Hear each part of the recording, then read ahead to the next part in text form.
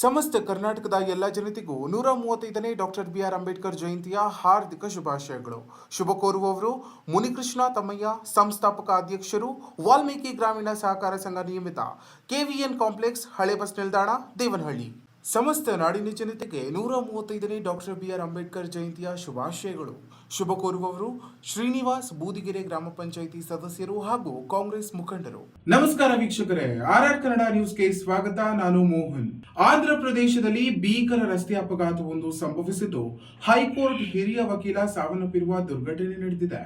ಹೈದರಾಬಾದ್ ವಿಜಯವಾಡ ರಾಷ್ಟ್ರೀಯ ಹೆದ್ದಾರಿಯಲ್ಲಿ ನಡೆದ ಈ ಅಪಘಾತದಲ್ಲಿ ಕಾಂಕ್ರೀಟ್ ಮಿಕ್ಸರ್ ಒಂದು ಐಷಾರಾಮಿ ಬಿಎಂಡಬ್ಲ್ಯೂ ಕಾರಿನ ಮೇಲೆ ಉರುಳಿ ಬಿದ್ದಿದೆ. ಪರಿಣಾಮ ಕಾರು ಸಂಪೂರ್ಣ ನಜ್ಜುಗುಜ್ಜಾಗಿದ್ದು, ಕಾರಿನಲ್ಲಿ ಪ್ರಯಾಣಿಸುತ್ತಿದ್ದ ಹಿರಿಯ ವಕೀಲ ಬಿ ಶ್ರೀನಿವಾಸ್ ರಾವ್ ಸ್ಥಳದಲ್ಲೇ ಮೃತಪಟ್ಟಿದ್ದಾರೆ. ಈ ಕುರಿತಾದ ಇನ್ನಷ್ಟು ವರದಿ ಇಲ್ಲಿದೆ.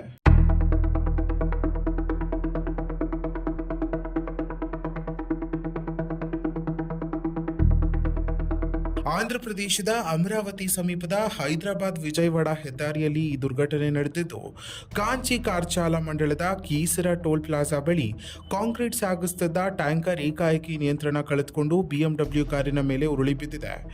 ಘಟನೆಯ ವೇಳೆ ಬಿ ಶ್ರೀನಿವಾಸ್ ರಾವ್ ಅವರು TS 09FT 6662 ಸಂಖ್ಯೆಯ ಕಾರಿನಲ್ಲಿ ಹೈದರಾಬಾದ್ ಕಡೆ ಪ್ರಯಾಣಿಸುತ್ತಿದ್ದರು. ಟೋಲ್ಗೇಟ್ ದಾಟುತ್ತಿದ್ದ ಸಮಯದಲ್ಲಿ ಟ್ಯಾಂಕರ್ ಕಾರಿನ ಮೇಲೆ ಬಿದ್ದ ಪರಿಣಾಮ ಕಾರು ಸಂಪೂರ್ಣ ನಜ್ಜುಗುಜ್ಜಾಗಿ ಶ್ರೀನಿವಾಸ್ ರಾವ್ ಅವರು ಸ್ಥಳದಲ್ಲೇ ಮೃತಪಟ್ಟಿದ್ದಾರೆ. ಘಟನೆಯ ನಂತರ ಜೆಸಿಬಿಗಳ ಸಹಾಯದಿಂದ ಟ್ಯಾಂಕರ್ ತೆರವುಗೊಳಿಸಲಾಯಿತು. ಮೃತದೇಹವನ್ನು ಮರಣೋತ್ತರ ಪರೀಕ್ಷೆಗೆ ಕಳುಹಿಸಲಾಗಿದೆ.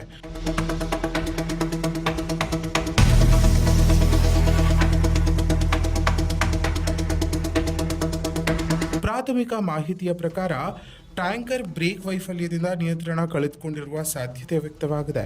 ಜೊತೆಗೆ ಟ್ಯಾಂಕರ್ ಓವರ್ಲೋಡ್ ಆಗಿದೆಯೇ ಅಥವಾ ಚಾಲಕನ ನಿರ್ಲಕ್ಷ್ಯವಿದೆಯೇ ಎಂಬುದರ ಕುರಿತು ಪೊಲೀಸರು ಸಿಸಿಟಿವಿ ದೃಶ್ಯಾವಳಿ ಪರಿಶೀಲನೆ ನಡೆಸುತ್ತಿದ್ದಾರೆ.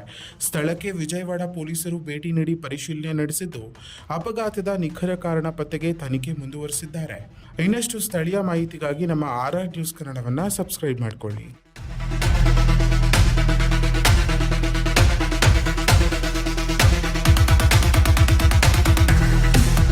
ಕನ್ನಡ ನಾಡಿನ ಸಮಸ್ತ ಜನತೆಗೆ 135ನೇ ಡಾಕ್ಟರ್ ಬಿಆರ್ ಅಂಬೇಡ್ಕರ್ ಜಯಂತಿಯ ಶುಭಾಶಯಗಳು. ಶುಭ ಕೋರುವವರು ಗೀತಾ ಆನಂದ್, ಮಾಜಿ ಅಧ್ಯಕ್ಷರು, ಬೂದಿಗೆರೆ ಗ್ರಾಮ ಪಂಚಾಯಿತಿ. ಸಮಸ್ತ ನಾಡಿನ ಜನತೆಗೆ 135ನೇ ಡಾಕ್ಟರ್ ಬಿಆರ್ ಅಂಬೇಡ್ಕರ್ ಜಯಂತಿಯ ಹಾರ್ದಿಕ ಶುಭಾಶಯಗಳು. ಶುಭ ಕೋರುವವರು ಮೋಹನ್, ಮಾಜಿ ಸದಸ್ಯ, ಬೂದಿಗೆರೆ ಗ್ರಾಮ ಪಂಚಾಯಿತಿ.